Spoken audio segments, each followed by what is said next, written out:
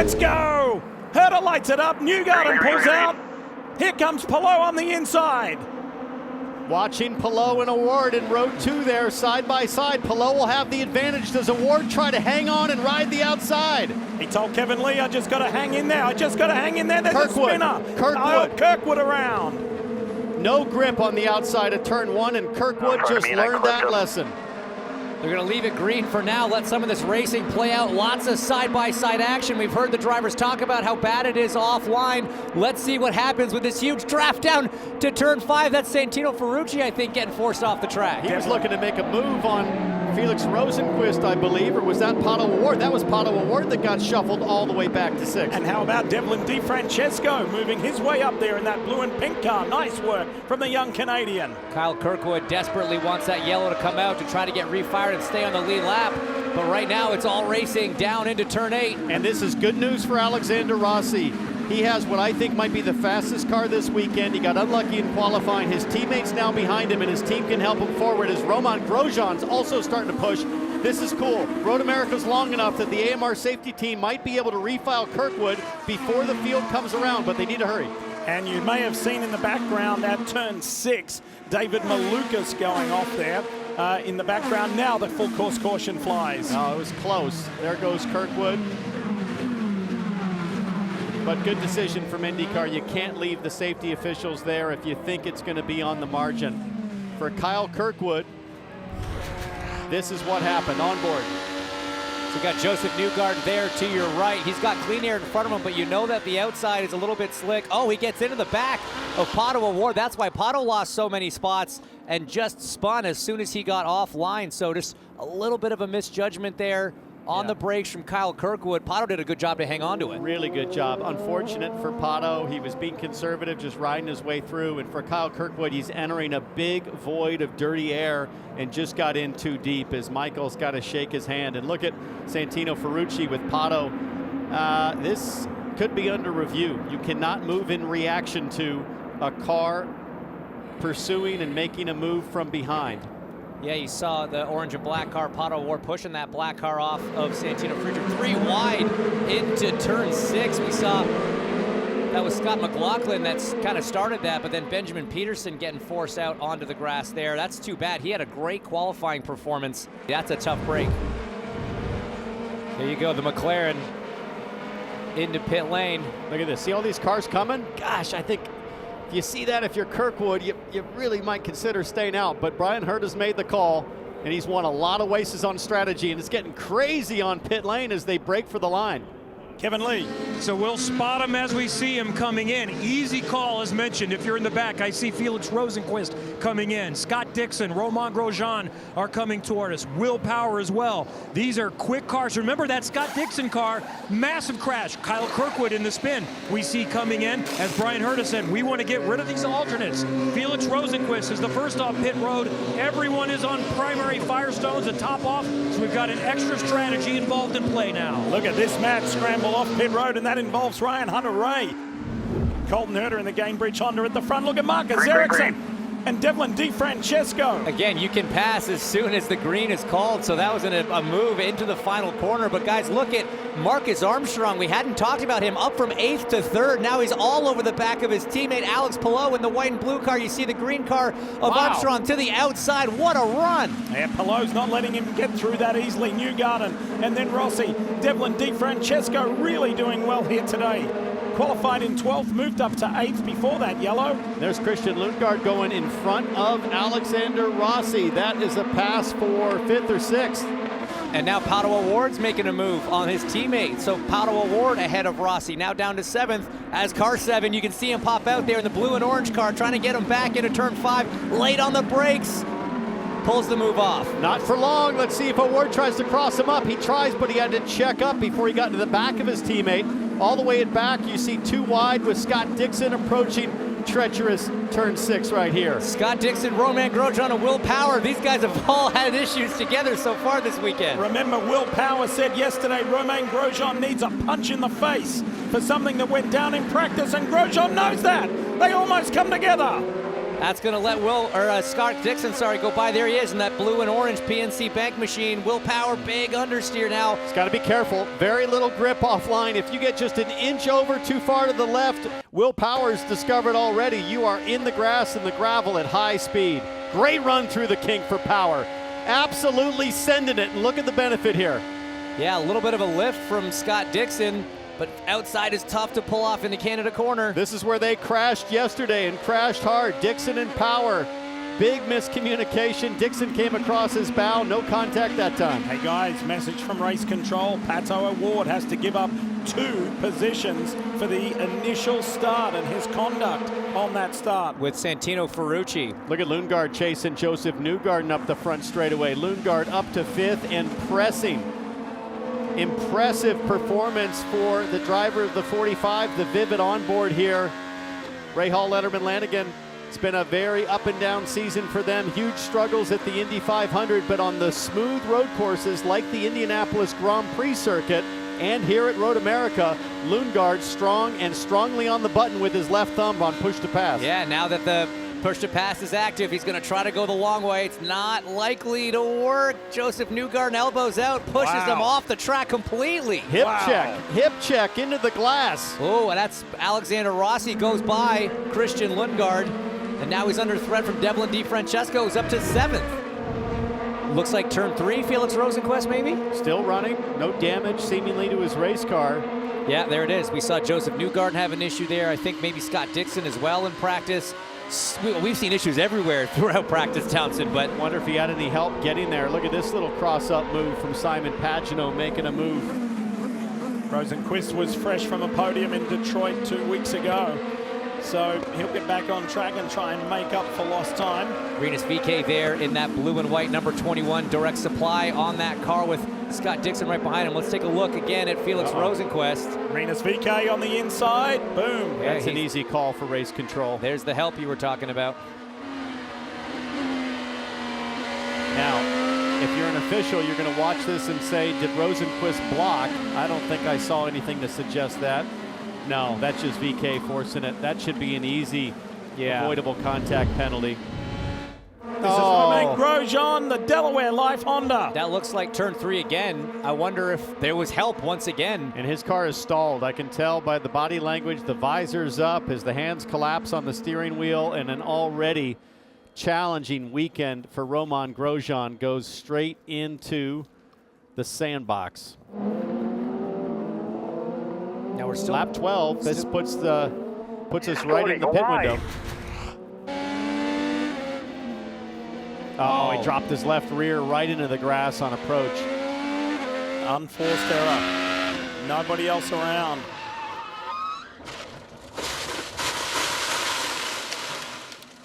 He said we saw that out of a couple drivers throughout practice. Just trying to use every inch of the track limits. Telling you about Scott McLaughlin on the move. This is Scotty Mack on Santino Ferrucci getting a little physical. He pulled it off eventually, but this is what we're seeing here is the Reds versus the Blacks. Giving him a little wave on the way by, Scotty Mack. But this is what a lot of teams would have been paying attention to. But now the pits are open, and the 26 is in the pits, Dylan. Yeah, everybody trying to get in before a potential yellow here. Colton Herta, race leader, going to hit his box first at the entry to pit road. Not said too much about the balance of the race car. They take blacks off, put another set of sticker primary Firestones on for Herta. Kevin. This does not work into the hands of most of the field that was on primaries, but helps those that were on alternates that were ready to come in. We watch Alex Palou, who has the pit out, the most advantageous pit section coming in. He's going to another set of primaries. Those are red rims, but they're still primaries. Herta's going to win the race off pit road. Marcus Armstrong in a drag race with Joseph Newgarden, and Newgarden is going to have that spot. Alexander Rossi comes out 5th. And the caution flies, second one today. Kind of surprised that I'm not seeing a lot of red tires go on, as there's been an issue again for Kyle Kirkwood on pit lane. Just take your time here, guys. Take your time. Wonder if he missed his pit box. Get the car in the pit box. Get the starter. Is there contact maybe? His car was in a weird spot. Yeah, maybe he did just go past it though. Or maybe somebody else was pulling out. That's Alexander Rossi in a box just behind him. Oh yeah. Oh, Rinus VeeKay again. Check this close call. This is Marcus Armstrong. He was fighting with Joseph Newgarden, and that was Simon Pagenaud. That could be an unsafe release call. Yeah, that could definitely be an unsafe release call. So could Rinus VeeKay get called for unsafe release. Oh boy, that could undo Marcus Armstrong's race big time. We will wait and see. All right, get ready, let's go. We're going to go racing again. Marcus Ericsson there looking racy in that red and white Husky Honda. Who's off track? It's Jack Harvey. And is he, oh, wow. Nothing he could do there because he knows if he stops, he's dead in the water. So he's trying to stay in the throttle, but he could not get it turned as the cautions wave once again. You know what I'm saying? Harvey's thinking, I'm in the kitty litter. I gotta lean into it and see if I can rotate the car on the throttle. And once he decided it wasn't working, it was too late. For not being up to pace, though, I'm surprised at how far he made it in. Yeah, you see he's got the engine running, but he is buried. So let's ride on board here. Listen. Wow. Yeah, just, man, once she got offline there. There was a little bit of contact with the car ahead. And from that point on, Jack Harvey in the My Jack Honda was a passenger. There's more penalties coming. Yeah, this is Rinus VeeKay. Unsafe release. Kyle Kirkwood had to take evasive action. And he's not the only one to get an unsafe release penalty on pit road. Marcus Armstrong got one as well. That was a close call. Here is the Armstrong one involving Simon Pagenaud. Pagenaud hits the skids as hard as he could to avoid the Ridgeline Lubricants Honda. So Armstrong was given a one-position penalty. He gave up that spot to Alexander Rossi, so he still runs 5th. Let's get back to it. Green flag flies here at Road America, and watch that bright green Vivid car of Christian Lundgaard. He's incensed that Newgarden didn't get a penalty. He's on the attack. He's on the attack for the other green car of Marcus Armstrong. You see them weaving down the straightaway, trying to break the draft. Marcus Armstrong's going to have a run here on Alexander Rossi into turn 1. Not late enough on the brakes to make it happen. I thought we were going to see a Talladega bump draft with the two of them going past Alexander Rossi in 4th. But no, Lundgaard backs off now. Lundgaard has a challenge coming from Palou Award in the other orange Aero McLaren. Two super talented young drivers who came from the world of Formula 2 in Europe, and they have made their home very effectively here in the NTT IndyCar Series. Oh, here comes Armstrong. Pops out on Rossi. Who's going deeper on the brakes? Armstrong's got it in that Ridgeline Lubricants car. Rossi with the switchback couldn't do it. Nice job. And there goes Devlin DiFrancesco by Marcus Ericsson. So the guy's got red tires. Santino Ferrucci now on the inside of 6. No grip on the outside. That's another spot to Scott Dixon. He's lost now, being challenged by Pagenaud. Oh, Pagenaud and Ericsson come together. Wonder if that right rear got cut down by the wing contact. It looks like it's intact. Up. Big block there. Benjamin Peterson got in the way of Stingray Robb to prevent that move. I don't think it was a block as much as an offensive move against Pagenaud. Great driving from Benjamin Peterson, late on the brakes, and Stingray Robb head up to not get into the back of the 55. And now Alexander Rossi firing back on Marcus Armstrong. He's got the draft off Newgarden. Well, he thought about it on the inside on the previous lap, so he decided to go the outside that time. Here comes Alexander Rossi. Beautiful move, and now defends into turn 3. That was a great experienced call from Alexander Rossi. Marcus Armstrong going to defend, got himself out of the draft. Alex said, thank you very much. I'll sit here on the back of Joseph Newgarden. Here comes a very feisty Palou Award drafting up on Armstrong. Armstrong has a draft on Rossi. How's this going to play out?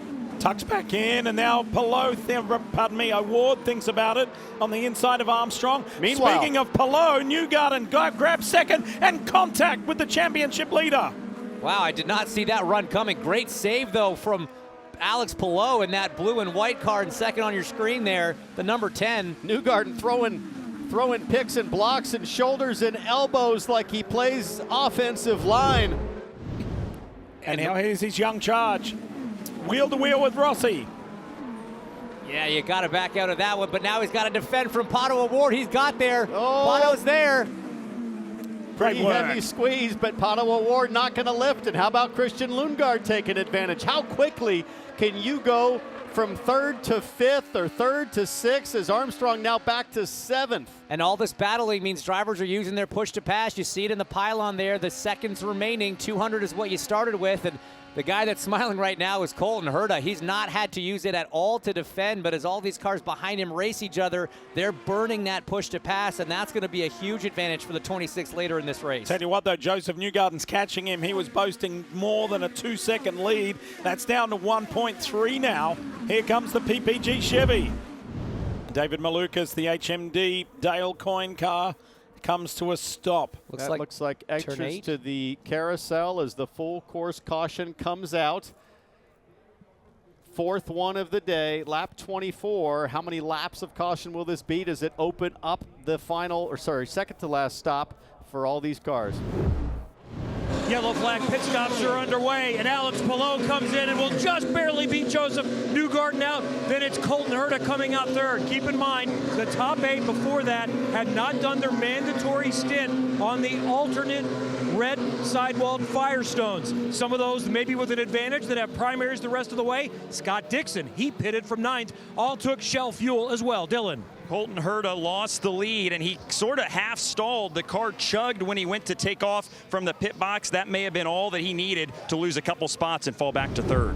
Let's go back to racing. Look at Palou on the inside, going on the attack, trying to clear Jack Harvey. He knows Newgarden and Herta are coming. It's important to clear Jack Harvey, but at the same time, it gave him a slow launch off the last corner. Does that allow Joseph Newgarden to use this draft off the 30 of Jack Harvey? There he is. He's behind Palou. Drag race now down the front. Oh, my goodness. Hold on. Hold on. Turn 1 at Road America. This is lively enough as it is, and Newgarden's lost a spot. Jack Harvey goes wide, trying to defend against Alex Palou. Oh. Side by side. That's Scott McLaughlin on the inside of Harvey now. Devlin DiFrancesco side by side with one of the Meyer-Shank cars. On board here with Rosenquist. Still on the lead lap. His teammate Pato O'Ward got a spectacular restart. You hear Rosenquist all over the rev limiter as Joseph Newgarden's defending against Scott McLaughlin. Look who's going to get a spot. Scotty D up another position, now just behind Newgarden. Scott Dixon on Scott McLaughlin. This is Rinus VeeKay on Devlin DiFrancesco, who's forced out into the grass. Oh, we've seen that so many times already today, and it probably won't be the last. Here's the pit stop prediction from NTT. Armstrong's coming in quick, Power a few laps behind him. That will unleash Colton Herta into that clean air to try to help make those reds last that full 14 laps. Will Power would need a bunch of luck on yellows to make it home from that pit stop window. So we think Herta is the effective leader on this strategy, and there you see him leading Palou and O'Ward into turn 1. As Marcus Armstrong, and again, I just don't get this, James. This guy's not only going to go to the back, he's going to go to the back with a massive gap. Kevin Lee standing by, Kev. What would have really helped is if a quick caution had come out after the restart and he could pit under yellow. Yes, he still would have gone to the back, but he would have been able to maintain touch with the rest of the field. The advantage they will have is they go to their alternate Firestones. They only need to make them last 10 to 11 laps, so he might be able to pick up some pace during this last little run. And Will Power is going to go to alternates. He does still needed to do that. So this is required for Will Power, but he's also shortened that stint. He's been well off strategy since starting in the back, diving in early, couldn't get the full fill on their second stop. So I think this is stop number 6 now for Will Power, is just trying to salvage some points. Shell fuel, Firestones, and back out. I'm watching Colton Herta hang on right here. You see his team laid out on pit lane, but boy, 15 laps to go at the line. I would think you'd want to put Colton Herta one more lap based on the balance I'm seeing on board. It doesn't look bad at all. But think about it. You'd rather do it now than under yellow. So if he goes in now, then everyone else is exposed if they don't come with him, and the race off pit lane could be a little more treacherous from where he is. He'll come in, but this puts you in a little bit of a fuel window. So if it stays green, then for everybody else to run a little bit longer, they're in a better fuel situation. Coming to pit lane with Dylan. Scott Harner, the strategist, said, we're frustrated with our results this year. We need to win this race. Alternates coming off for Colton Herta. Last set of sticker primary Firestones going on. Shell fuel in. We'll see where Herta blends in, Kevin. So we're going to see Felix Rosenquist coming in a moment. Rosenquist has recovered from a couple of offs. Also, we're going to see others in just a moment. Those that just came in, the advantage that they would have, if it goes yellow before everyone pits, they can cycle through. And with that danger zone, everyone is going to come in with the next lap or so. Rosenqvist gets out just ahead of Lundgaard. Simon Pagenaud gets released from the Meyer Shank team in the SiriusXM AutoNation cars. So Alex Palou didn't pit, nor did Pato O'Ward. Joseph Newgarden and Scott Dixon, they're all still to make their last stop in this Sonsio Grand Prix here at Road America. And I know there's the risk of the yellow coming out, James, but I like the call here from Palou, O'Ward, Newgarden, and Dixon. It puts Colton Herta in a situation where he's got to save a little gas to make that work. I think it's going to be straight up pace to the finish. That would be my gamble. If I was a betting man, I'd bet on green to the end. And you got to do something different, right? As we see maybe another issue here for Romain Grosjean in turn 3, but you've got to do something different if you're those drivers. And we talked at the top of the show, Palou's so good at taking care of tires. If he's just been babying those reds, he's in a really good spot. So let's take a look back at what happened with Romain Grosjean out of the pits. Simon Pagenaud, This looks like a repeat of what happened before break, except he just didn't launch the car like last time. And then this is down at turn 3. Oh, man. It's been a day to forget for Romain Grosjean. He wants this race to end so badly. All right, here we go. So we saw Herta up front pit. Now here come all the chasers, and we're going to watch eagerly, Kevin, as to where they come out in relation to Colton Herta. So top 2 on the track right now. Alex Palou, Pato O'Ward coming in, but we'll be watching Colton Herta on track in the blend. The advantageous pit location. There's O'Ward. He's closer to the middle. Palou is all the way at pit out. Joseph Newgarden is coming a little bit behind him as well. And there's an empty spot for Newgarden. He's going to have a clean exit. Palou with the race off. Newgarden, where's Herta? Here he comes at speed. And it's going to be into turn 1 between the Spaniard and the Californian. How like that? And Colton Herta stays ahead. This is going to get sketchy here, guys. Whoa! Boy! Lundgaard gets pushed way wide. That was super sketchy. Rossi defending very aggressively against Felix Rosenqvist and trying to avoid Lundgaard coming back on the track as now Marcus Ericsson has a huge run on the 6. Ericsson goes to the outside. Rosenqvist giving him a little bit of squeeze, but leaving him room. The advantage, though, should be Rosenqvist to the inside, but he's on cold tires just like Ericsson. The countrymen, do they come together? No, they don't. They give themselves some room. And look, here comes Scott McLaughlin up the inside. This is some great defensive driving from Alexander Rossi at the front of this train, the blue and orange car. He is having to do everything to keep these cars behind on cold tires. Now that he's made it to the carousel, though, Townsend, I think he's in good shape. He should be. Temperature building, especially with the track temp at 116 degrees. As Callum Ilot's off, there goes Hunter Ray around. As on the exit of 6, great job from Hunter Ray to avoid him and keep it on the track through that fast kink in 7. Where did Colton Herta's push to pass go? Just a little while ago, it was all 200 seconds. He's used a lot of that button on the in lap, the out lap. I was just going to say that in and out lap would have been everything. I bet they just used a ton. Dylan. That was it, the out laps. They told him when he left the pit box, we need a mega out lap here. So I think that's where it all went. Colton was trying to use it all up there to make sure he stayed in the lead. Hey, Dylan, question on fuel mileage for Colton Herta. He did pit a lap earlier than Palou and Newgarden and O'Ward. Are they coaching him up on fuel saving to make it to the end, or do they think they're good? I haven't heard them coaching him necessarily. I did heard them say this is the number that we need. Now, every team, of course, has different lingo of what those numbers mean and how they translate, but I did hear them say this is the number we need. When we get there, we're good. So I'm sure there is some saving going on right now in the 26. Let's listen. Oh, yeah, big coast phase there in the Canada corner. So they'll be giving that information to Alex Palou, saying you are in a much better fuel situation than Colton Herta. He's burned a lot of push to pass. Keep digging for the number 10, and they'll have a shot down the stretch. And it is on for the win of this race with just 9 laps to go. Will Power comes to pit lane. This is the battle for the win. James, I said it earlier. I didn't think it was a great idea to bring in Colton a lap before and stretch the fuel to the finish. We're starting to see Alex Palou really press as Colton Herta has to get a better fuel number to make it to the end. And take a look at this spy cam we had from the number 10 stand. Little audio about push to pass. Overtaken front, 32, behind, 47, No pressure behind. 2.4 back. Now pressure at the front, though, as Palou presses forward. And there he does it on the outside. How about that? Nice move, Alex Palou, the American Legion Honda, in the lead of the Sonsio Grand Prix. Beautiful stuff. And Colton Herta knows he's a sitting duck at this point. Now, Colton Herta's attention turns immediately to what's behind him. He's going to have to deal with Newgarden, Award, and Dixon at the finish of this thing. For Palou, this is perfect. Let Herta mess with the guys behind, head down, 6.5 more laps, and he'll win again at Road America.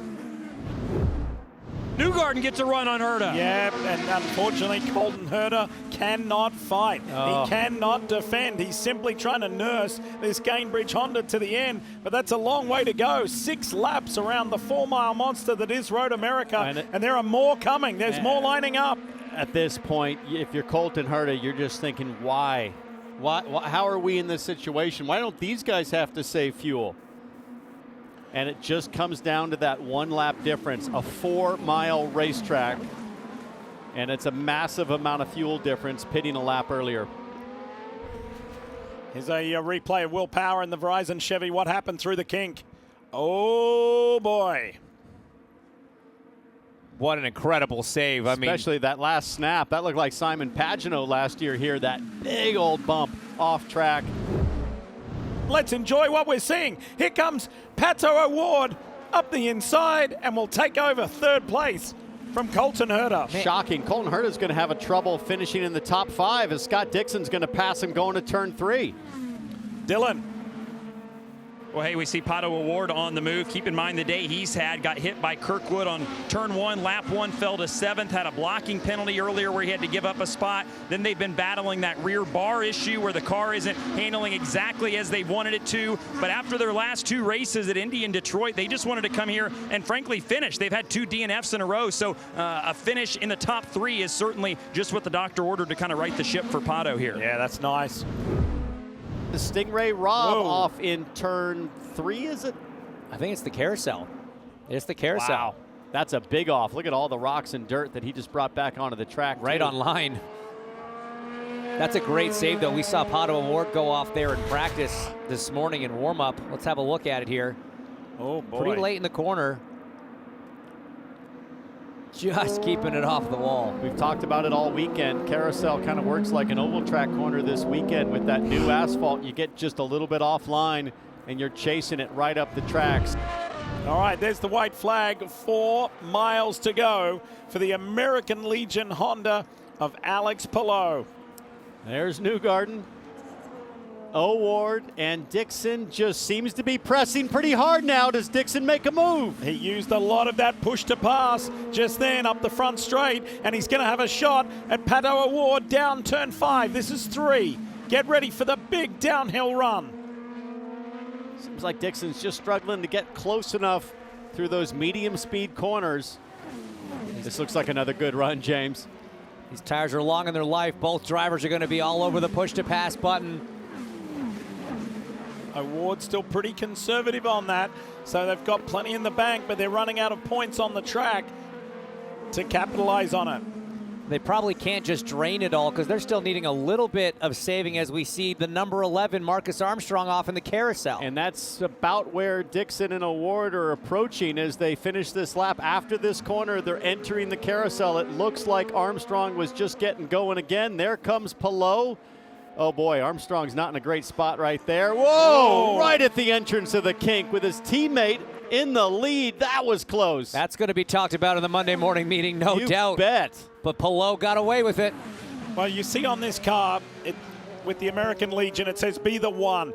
Be the one to ask, are you okay? It's to help veteran suicide prevention. Well, to use those very words, Alex Palou is the one. He is the one in this 2023 IndyCar season. He is the one here at Road America. And Alex Palou wins again. Back-to-back races. He wins the Sonsio Grand Prix. Woo!